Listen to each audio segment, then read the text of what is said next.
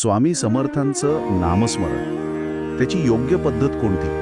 कारण ह्यात फक्त उच्चार नाही, तर त्यामागे एक विशिष्ट भावना, एक अर्थ आहे असं दिसतंय. त्यात समरस होणं महत्वाचं आहे. अच्छा, म्हणजे सुरुवात आतून आपल्या भावनेपासून होते.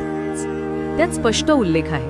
मुख्य जाप म्हणून जो सांगितला आहे तो म्हणजे श्री स्वामी समर्थ, हाच मूळ मंत्र. पण समजा आपल्याला अधिक प्रेमळपणे किंवा अधिक आर्ततेने म्हणायचं असेल तर जय जय स्वामी समर्थ असंही म्हणू शकता, किंवा श्री स्वामी समर्थ महाराज की जय असा जयघोष पण करता येतो.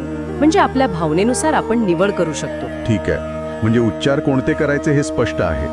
आता दुसरा प्रश्न मनात येतो, हे नामस्मरण मनातल्या मनात करणं चांगलं की मोठ्याने? दोन्ही पद्धतींबद्दल काही सांगितलंय का? हो, दोन्हीबद्दल सांगितलंय. दोन्ही पद्धती योग्य मानल्या आहेत, फक्त त्यांचे परिणाम थोडे वेगळे आहेत असं म्हटलं आहे. म्हणजे कसं